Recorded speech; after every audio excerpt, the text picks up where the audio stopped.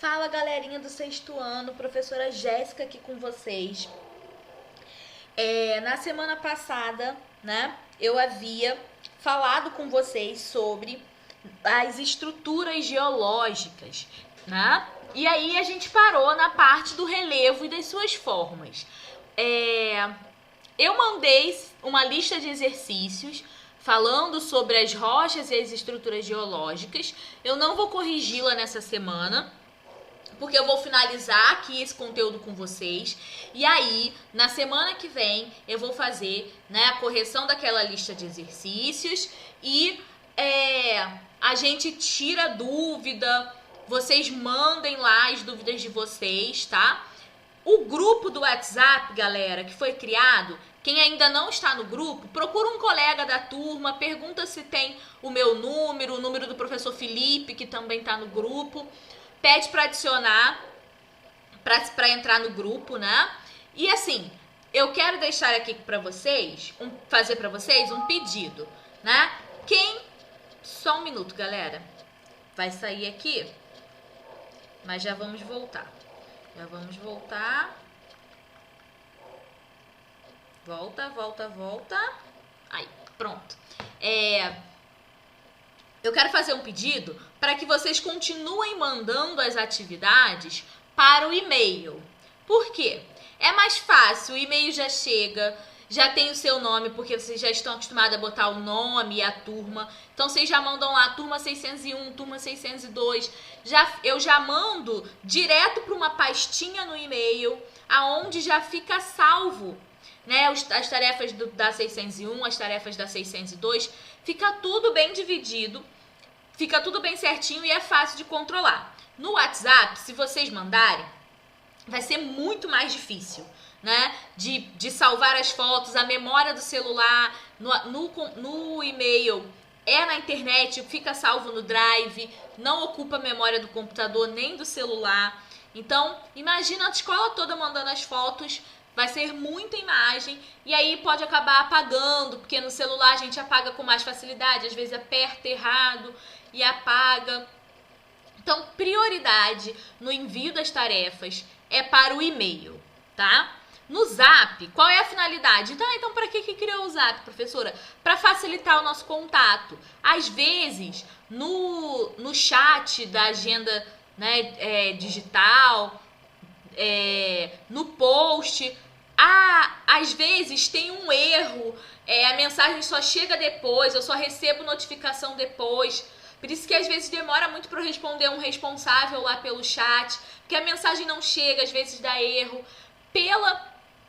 Pelo grupo do WhatsApp vai ser muito mais fácil. A gente tendo dúvida, você pode mandar ali um áudio, pode mandar sua pergunta no grupo, né? Professora, eu não entendi isso aqui, você pode explicar? Eu explico e aí todo mundo que está no grupo consegue ouvir aquela explicação. A gente tem um contato mais rápido, né? Eu acho que vai ser muito bom pra gente utilizar esse grupo do Zap para essas dúvidas, para perguntar, pra gente falar alguma coisa, porque vai ser muito mais rápido, vai facilitar muito o nosso contato e assim, né, se um perguntar alguma questão e eu gravar, por exemplo, um áudio explicando, isso pode ajudar o outro que também está com dúvida. Então vai ser bem interessante. Vamos manter esse grupo pro contato, né, da gente, para facilitar aí o nosso contato. E aqui a gente vai dar sequência, né? Falamos das estruturas geológicas na aula anterior. Vimos que existem 3 estruturas, né? Os escudos cristalinos, as bacias sedimentares e os dobramentos modernos. E que no Brasil nós encontramos os escudos cristalinos e as bacias sedimentares. Entendemos como cada uma delas se formam, em que momento, né, da evolução do planeta. E nós falamos que essas estruturas são a base para o modelado terrestre. O que é o modelado terrestre? O relevo. Esse relevo, ele possui diversas formas, que é o que nós vamos aprender na aula de hoje, tá? Então, eu separei aqui 3 formas, 3 unidades básicas do relevo. os planaltos, as depressões e as planícies. Essas são as unidades do relevo que nós mais vamos encontrar, né, aqui no Brasil. Planaltos, depressões e planícies. Claro que cada uma dessas unidades vão ter formas diferentes, né? Como assim, professora? Vamos relembrar o exemplo da aula passada, da estrutura, né? Eu falei lá que quando a gente constrói uma casa, você tem uma base, né? As estruturas geológicas são é a base do nosso relevo. E aí eu posso construir uma casa, eu posso construir um prédio, eu posso construir um galpão. Essa construção seriam essas unidades do relevo. Então eu tenho uma estrutura geológica e em cima dessa estrutura geológica eu tenho um planalto, eu tenho uma planície, eu tenho uma depressão. Mas vamos lá, todas as casas, vamos supor, né? Eu tenho a base da minha construção e faço uma casa. Então eu tenho uma estrutura geológica e em cima dessa estrutura geológica eu tenho um planalto. Todas as casas são iguais? Não. Tem casas que têm uma forma diferente, né? Tem casa que é grande, tem casa que é pequena, tem casa que tem 2 andares, né? Tem casa que tem muitas janelas, tem outras que não tem tantas janelas, tem casa que é de laje, tem casa que é de telhado, né? Tem casa que é de tijolo, casa que é de madeira. Então, existe, mesmo em cima dessa estrutura, mesmo na forma da casa, existem diferenças. Então, nós também vamos ter, né, a estrutura geológica, a sua unidade, ou o planalto, ou a depressão, ou a planície, e nós vamos ter, tanto no planalto, quanto na depressão, quanto na planície, formas diferentes, né? Então, eu posso ter um planalto que tem uma forma específica, posso ter um planalto que tem outra forma, posso ter uma depressão e eu vou chamar de uma forma, eu vou chamar de outra. Então, tem características diferentes entre planalto, planície e depressão. E entre os planaltos tem características diferentes, entre as depressões tem características diferentes e entre as planícies tem características diferentes. Esse mapa está mostrando para vocês a divisão, né,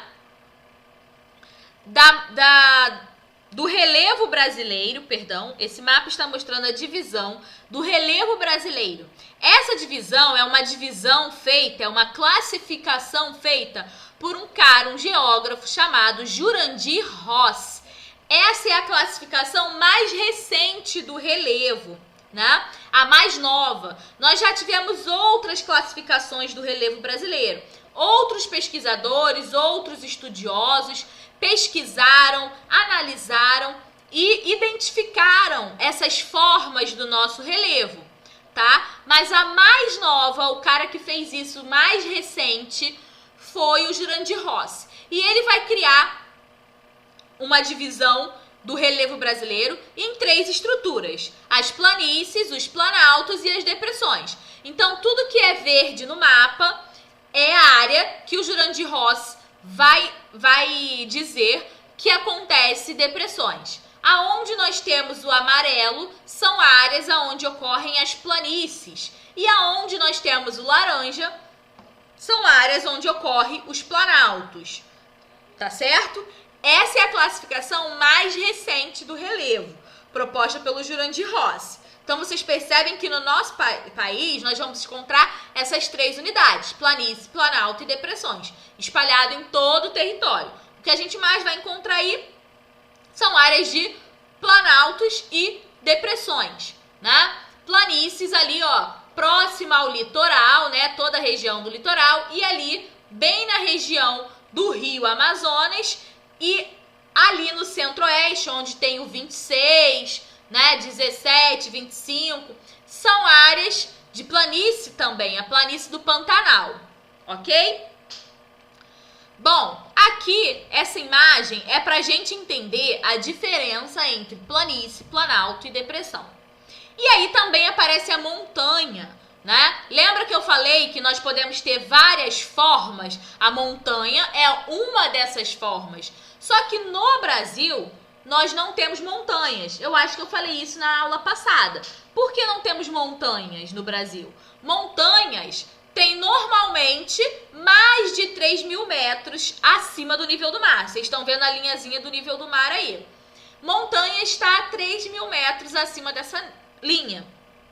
E precisa estar em uma área de encontro das placas, aonde as placas tectônicas estejam proporcionando o que a gente chama de orogênese, nascimento do relevo, né? Orogênese. Então, no Brasil, isso não acontece, nós não temos montanhas, tá? Mas essa imagem, ela é boa para a gente entender planície, planalto e depressão.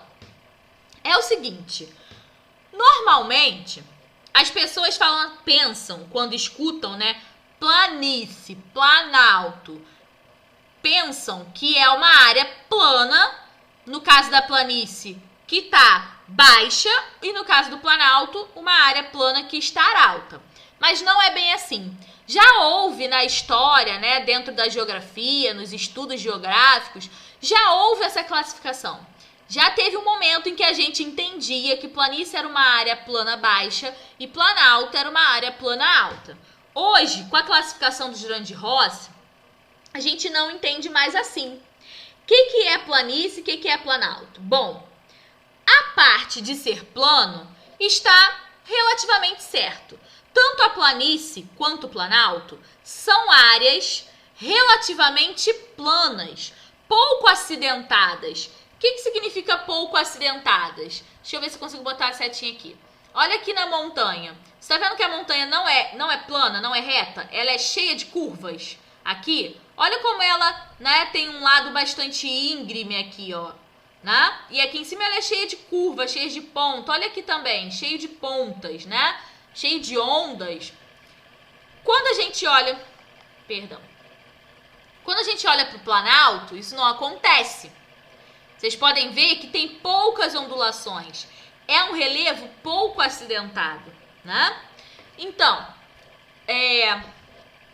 o planalto e a planície normalmente são áreas planas, pouco acidentadas. Eu vou focar primeiro, deixa eu ver qual é a imagem aqui, no planalto. Vou focar primeiro no planalto, né? Então, planalto é uma área que está aí a mais de 200 metros de altitude e que tem um relevo pouco acidentado.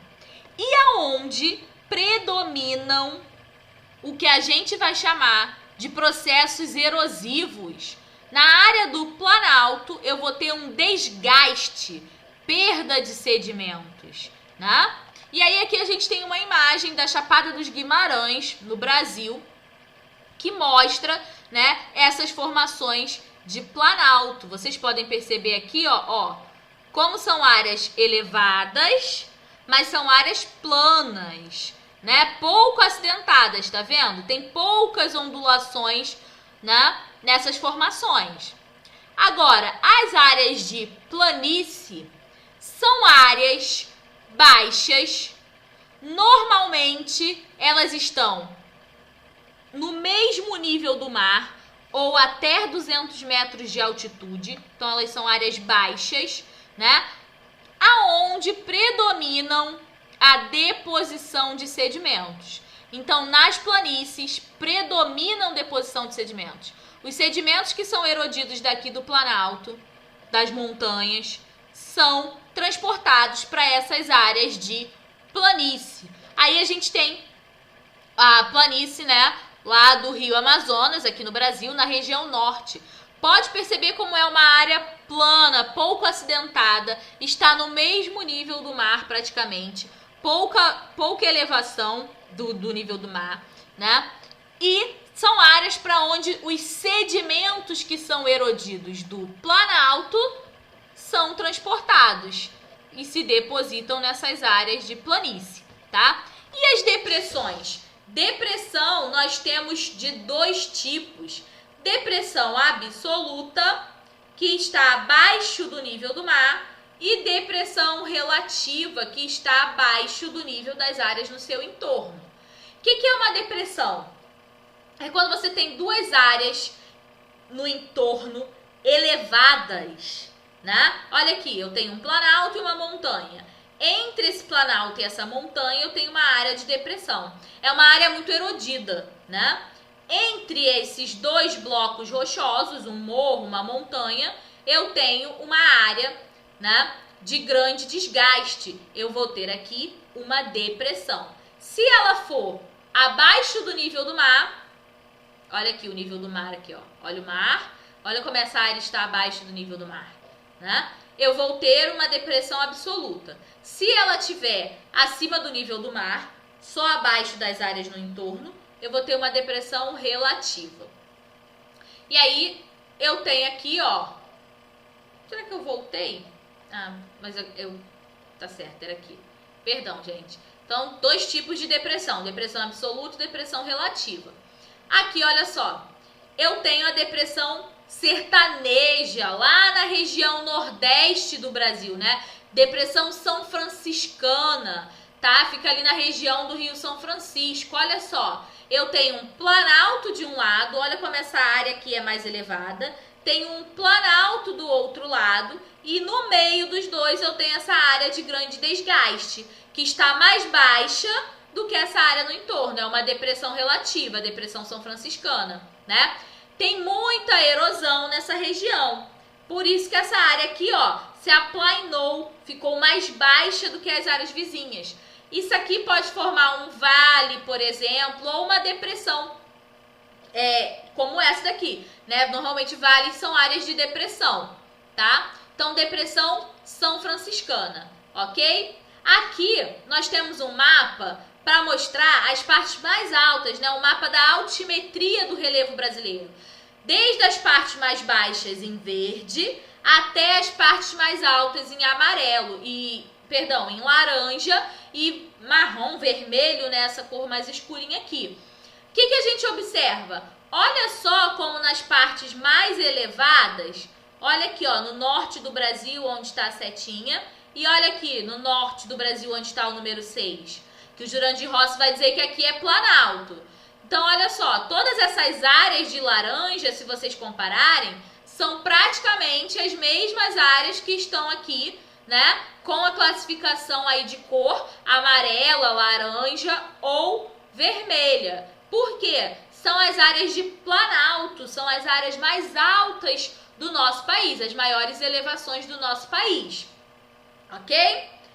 Essa outra imagem também para mostrar, né, ela é um pouco em 3D, para mostrar pra gente aonde a gente encontra essas maiores elevações. Se a gente voltar lá naqueles mapas, olha, a gente vai ver que é exatamente nas áreas em que a gente encontra os planaltos lá do Jurandir Rossi e aquelas colorações mais escuras, né? São as áreas mais elevadas do nosso país. Beleza, galera? Ó, eu não vou entrar em relevo submarino, tá? O importante agora é a gente entender essas estruturas geológicas e essas formas de relevo. Não vou focar no relevo submarino, tá? Então, não precisa se preocupar. A gente vai parar o conteúdo aqui, nessas formas de relevo, planície, planalto, depressão, tá? Que ocorrem no Brasil. E nas estruturas geológicas que nós vimos na semana passada. Não vou passar exercício, essa semana é uma semana de folga. Quem não fez a lista de exercícios, envie a lista de exercícios para mim.